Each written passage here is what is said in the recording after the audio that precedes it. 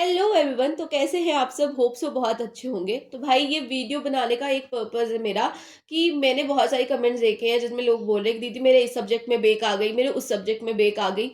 अब बेक आती क्यों है? अब देखो, कई बच्चों को सब कुछ आता है, उनको पूरा पेपर ही आता है, बट उनके पेपर के क्वेश्चंस छूट जाते हैं।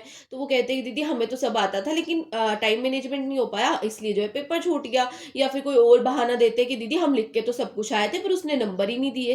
तो ये चीजें होती क्यों है? क्योंकि आप अच्छे से जो है अपने पेपर को लिख नहीं रहे हो, आप आंसर्स को क्लियर नहीं कर रहे हो। इसी वजह से जो है आपके नंबर कम आ रहे हैं, आपके बेकारी है। तो इसका सॉल्यूशन क्या है वो आज की इस वीडियो के अंदर मैं आपको बताऊंगी। तो चलिए बिना टाइम वेस्ट किए शुरू करते हैं वीडियो को। तो देखो भाई, यूनिवर्सिटी का पेपर लिखने के 3 फंडे होते हैं। पहला, टाइम मैनेजमेंट। दूसरा फंडा है कि आप मार्जिन छोड़ो आंसर शीट के अंदर। और तीसरा फंडा है कि आप अच्छे से लिखो, ज्यादा पेज भरो। और एक और बात, पेज भरना ही सिर्फ आपकी प्रायोरिटी नहीं होना चाहिए। जो आप पेज में लिख रहे हो उसको आप बार बार गलत मत करो, ये भी आपकी प्रायोरिटी होना चाहिए। ठीक है, तो हम तीनों के ऊपर एक एक करके बात करते हैं। तो सबसे पहला और सबसे इंपॉर्टेंट रूल होता है टाइम मैनेजमेंट, जो कि बहुत से बच्चों का नहीं हो पाता। और वो एग्जाम से बाहर आकर के रोते फिरते हैं कि दीदी हमारे इतने क्वेश्चन छूट गए, हमारे इतने क्वेश्चन छूट गए। अब टाइम मैनेजमेंट करना कैसे है? तो देखो भाई, आपका जो पेपर है यूनिवर्सिटी का वो 2 सेक्शन में डिवाइड होता है। पहला जो सेक्शन होता है, सेक्शन ए, उसके अंदर शॉर्ट टाइप ऑफ क्वेश्चन होते हैं, टोटल 10 क्वेश्चन होते हैं और 10 के 10 आपको करने होते हैं। दूसरा सेक्शन होता है आपका 16 मार्क वाले क्वेश्चंस का, जिसके अंदर जो है 10 क्वेश्चंस होते हैं, जिनमें से आपको 5 करने होते हैं। ठीक है, अब बहुत से बच्चे क्या गलती करते हैं, वो सबसे पहले सेक्शन ए को अटेम्प्ट करते हैं, यानी कि वो उन 10 क्वेश्चन को अटेम्प्ट करते हैं जो कि छोटे छोटे हैं। वो सोचते हैं कि भाई छोटे छोटे क्वेश्चन हम कर लेते हैं, ये जल्दी सॉल्व हो जाएंगे, है ना, और टाइम भी कम लगेगा। लेकिन ऐसा नहीं करना है। क्यों नहीं करना है? देखो भाई, जो आपका सेक्शन ए है वो टोटल 20 मार्क का है, और दूसरी तरफ सेक्शन बी का एक क्वेश्चन 16 मार्क का है। तो अगर आप जो है सेक्शन ए के सारे क्वेश्चन सॉल्व करते हो और सेक्शन बी का सिर्फ एक क्वेश्चन करते हो, तो आपको बराबर ही नंबर मिल रहे हैं भाई। तो आप जो है सेक्शन ए के ऊपर थोड़ा कम ध्यान दो। अब इसका मतलब ये नहीं कि इसको छोड़ के आ जाना है, इसको हम बाद में अटेम्प्ट करेंगे। पहले हम सेक्शन बी को उठाएंगे, जिसके एक एक क्वेश्चन का मार्क क्या है, वेटेज क्या है, 16 मार्क का है। ठीक है, तो अब सेक्शन बी के क्वेश्चन हम उठाएंगे और एक एक क्वेश्चन को हम सॉल्व करेंगे। अब एक और बात आती है कि दीदी हम तो जो है 6-6 पेजेस भर ही नहीं पाते, 5-5 पेजेस लिख ही नहीं पाते, क्या करें? तो देखो भाई, आप पहले क्वेश्चन को ढंग से पढ़ो। उसके बाद में आप उन क्वेश्चन की जो आंसर है उसकी हेडिंग बना लो, मेन मेन पॉइंट्स बना लो। सबसे पहले कॉपी के अंदर उन मेन पॉइंट्स को लिख दो आंसर के अंदर। ठीक है, उसके बाद में एक एक पॉइंट को उठाओ और उसको अच्छे से एक्सप्लेन करो। और फिर अगर आपको ये भी नहीं आ रहा है ना, आपको समझ में नहीं आ रहा, आपको क्वेश्चन ही नहीं आ रहा है, तो आप देखो कि क्वेश्चन कौन से चैप्टर का है, उस चैप्टर की डिटेल्स वहां पे लिख दो। इससे क्या होगा, देखो भाई, 16 में से 16 नंबर तो वो नहीं देखा, लेकिन क्या होगा, वो आपके नंबर कट भी नहीं करेगा। उसको लगेगा कि यार इसने ये चैप्टर पढ़ा, शायद ये वाला टॉपिक इसे नहीं आता होगा, इसलिए बच्चा नहीं कर पाया। तो वो आपको जो है 5-6 नंबर तो दे ही देगा कि आपने अच्छे से लिखा है, तो 5-6 नंबर वो दे देगा। ठीक है, तो आपको ये चीज करनी है, आपको कोई भी क्वेश्चन नहीं छोड़ना है, सारे ही क्वेश्चन लिखो। देखो, अगर आप 2 क्वेश्चन छोड़ देते हो, 3 क्वेश्चन छोड़ देते हो, तो जो चेकर है उसके पास ऑप्शन होगा कि वो 5-6 क्वेश्चन को देख करके आपको नंबर देगा। लेकिन अगर आपने सारे ही क्वेश्चन अटेम्प्ट किए होंगे, तो वो सारे ही क्वेश्चन में से 2-2 3-3 नंबर तो आपको देगा ही सही, है ना। तो इससे क्या होगा, आपके नंबर बढ़ेंगे और चांसेस कम होंगे आपके बेक आने के। सबसे इंपॉर्टेंट यही होता है कि हमें डर होता है कि दीदी बेक ना आ जाए कहीं भी हमारे।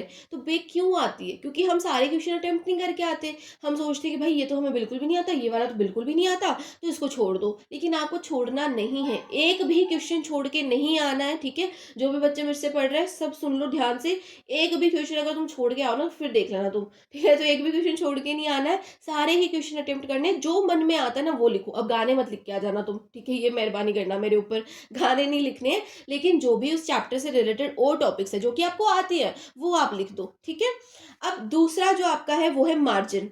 मार्जिन, अब बहुत से बच्चे करते हैं, क्या करते हैं, वो एक लाइन लिखेंगे, 2 लाइनें छोड़ देंगे, फिर दूसरी लाइन लिखेंगे, फिर 2 लाइनें छोड़ देंगे। इससे क्या होता है, ये अजीब लगता है दिखने में। या फिर एक लाइन छोड़ के लिखते हैं बच्चे कई, मार्जिन मतलब ज्यादा पेजेस भरने के लिए, जो कि आपको नहीं करना है। अगर आप ये करते हो ना, तो वो आपको 2 नंबर भी नहीं देगा 16 नंबर के क्वेश्चन में, क्योंकि उसे लगेगा कि भाई ये तो सिर्फ पेज भर रहा है। आपने अगर सही भी लिखा होगा ना, तब भी वो गलत कर देगा। तो आपको क्या करना है, सबसे पहले तो मार्जिन आप कैसे दोगे? देखो, आपकी जो शीट होती है उसके एक साइड तो आपको जो है मार्जिन दिया होता है, जहां पर आप क्वेश्चन नंबर डालते हो, है ना। तो दूसरी साइड जो होती है आपकी, जो लास्ट साइड होती है शीट की, वहां पर भी आपको एक छोटी सी लाइन खींच लेनी है। ठीक है, पूरी शीट पे आपको लाइन खींच लेनी है। 2 इंच का गैप छोड़ के। उससे क्या होगा, आपको जो है उतने शब्द कम लिखने पड़ेंगे और वो कॉपी जो है वो दिखने में भी नीट लगेगी। तो आपको जो है मार्जिन छोड़ कर के काम करना है। अब मार्जिन छोड़ के देखो, अगर आप 4-5 लाइन का एक पैराग्राफ बना रहे हो, तो फिर उसके नीचे की 1 लाइन छोड़ सकते हो। लेकिन अगर आप सिर्फ़ 2-2 लाइनें लिख रहे हो, फिर 1 लाइन छोड़ रहे हो, तो वो थोड़ा ऑड लगता है। तो आप पहले क्या करो, 4-5 लाइनें एक साथ लिखो, उसके नीचे 1 लाइन छोड़ दो और फिर उसके बाद में 4-5 लाइनें लिखो। इससे क्या होता है, कॉपी दिखने में नीट लगती है, ठीक है? तो मार्जिन आपको जो है ढंग से दिमाग लगा कर के छोड़ना है। ऐसे नहीं कि फालतू में बावलों की तरह मार्जिन छोड़ते चले गए, कॉपी में पूरी मार्जिन मार्जिन कर दिया और दिख तो कुछ भी नहीं रहा लिखा हुआ। तो जो टीचर है वो गुस्सा होकर के आपकी कॉपी में बस नंबर दे देगा 0। तो फिर वो क्या होगा, बेकी आएगी उससे। तो मार्जिन जो है दिमाग लगा कर के छोड़ना है। इस तरीके से छोड़ना है कि टीचर को भी पता ना लगे कि आपने मार्जिन छोड़ा हुआ है, आपने जो है पेज भरने की कोशिश करी है और आपके पेज भी भर जाए। तो मार्जिन हमेशा दिमाग लगा के छोड़ो, जो कि दिखने में अच्छा लगे, आपको खुद को दिखने में अच्छा लगे। आप अपने आप को वहाँ पर रख के देखो कि आप जो है टीचर हो, क्या आप इस कॉपी को अच्छे नंबर दोगे? जहाँ पर 1 लाइन लिखी हुई है, फिर दूसरी लाइन छोड़ी हुई है, फिर तीसरी लाइन लिखी हुई है, चौथी लाइन छोड़ी हुई है, इसको नंबर दोगे आप? नहीं दोगे। तो अपने आप को वहाँ पर रख कर के देखो कि जो मैं आप अपनी कॉपी में रिप्रेज़ेंट कर रहा हूँ, क्या मैं उसको नंबर दे सकता हूँ? तो वो जो चीज़ें आप सोचो और फिर उसके बाद में जो है आप कॉपी में लिखो। और तीसरी सबसे बड़ी जो मिस्टेक होती है हमारी, वो क्या होती है, देखो भाई हमारे ऊपर प्रेशर होता है कि हमें 16 नंबर के क्वेश्चन में 5 से 6 पेजेस लिखने ही लिखने हैं। अगर नहीं लिखेंगे तो नंबर कम आएँगे, ये हमारे दिमाग में होता है। तो हम क्या करते हैं, 5-6 पेजेस को लिखने का जो प्रेशर होता है उसके चक्कर में हम बहुत सारी जो लाइनें हैं वो गलत लिख देते हैं। फिर हमें याद आता है कि अरे ये तो हमने गलत लिख दिया। फिर उसके ऊपर हम जो है ब्लू पेन ऐसे फेरने लगते हैं जैसे कि हम उसे हाइलाइट कर रहे होते हैं उस लाइन को। तो वो जो चीज़ है वो आपको नहीं करनी है। देखो भाई, अगर आपसे कोई गलती हो भी गई है ना, तो फिर उस गलती को रिप्रेजेंट करने का तरीका भी सीख लो। कैसे रिप्रेजेंट करना है, देखो, अगर आपने कोई पूरी लाइन गलत लिख दी है तो आप क्या करोगे, सिर्फ एक बार जो है पेन से उस लाइन के ऊपर क्रॉस करोगे, ठीक है? ज्यादा बार अगर करते हो तो भाई टीचर को वही वही दिखेगा और बाकी का रेस्ट ऑफ आंसर तो वो देख ही नहीं पाएगा। और क्या करेगा, वो वहीं पर आपके नंबर काट देगा कि इसने क्या करा हुआ है, ये कुचड़ा मुचड़ा, ये नहीं मुझे चेक करना ये वाला आंसर। तो वो आपके नंबर वहीं काट लेगा। तो आपको क्या करना है, अगर आपने गलती करी है तो उसको रिप्रेजेंट अच्छे से करना है। अब भाई जो टीचर है उसको अच्छे से दिखता है, उसकी आंखें सही सलामत है, मोतियाबिंद तो उसको बिल्कुल भी नहीं हुआ, ठीक है? तो अगर आप एक बार लाइन क्रॉस कर देते हो तो वो समझ जाएगा कि बच्चे ने यहाँ पर गलती करी है, ये वाली लाइन मुझे चेक नहीं करनी है, ठीक है? तो हाईलाइट करने के बजाय सिर्फ एक बार लाइन क्रॉस कर दो, उससे जो आपका आंसर है वो दिखने में नीट लगता है। और हमें सबसे मेन जो चीज़ करनी है वो ये है कि हमें अपने आंसर को अच्छा दिखाना है, और यही जो चीज़ है आपको साथ में लेकर के चलनी है। तो ये कुछ टिप्स थी जो कि आपको फॉलो करनी है। अब एक और इम्पॉर्टेंट टिप है, जो कि अगर आप फॉलो कर लेते हो तो आपके पूरे में से पूरे नंबर आने से कोई नहीं रोक सकता। अब वो टिप क्या है? तो देखो भाई, एग्ज़ाम बहुत करीब आ चुके हैं, तो कृपया करके अपने इस दूरभाष यंत्र को थोड़े दिन के लिए उसके ससुराल भेज दो, ताकि आप जो है अच्छे से पढ़ सको, अपने सिलेबस को अच्छे से कंप्लीट कर सको। और रील्स तो तुम जो है कम स्क्रॉल करना, ताकि एग्ज़ाम के अंदर जो है तुम जब लिखो तो तुम्हें रील्स याद आने के बजाय आंसर याद आए क्वेश्चंस के, ठीक है? और मैंने इंपॉर्टेंट क्वेश्चंस की वीडियो डाल दी है, मैं सब्जेक्ट वाइज जो है क्वेश्चंस की वीडियो डाल रही हूँ। अगर आपको किसी और सब्जेक्ट की वीडियो चाहिए इंपॉर्टेंट क्वेश्चंस की, तो वो आप मुझे कमेंट सेक्शन में बता देना। अगर किसी और टॉपिक पे वीडियो चाहिए तो वो भी आप मुझे कमेंट सेक्शन में बता देना।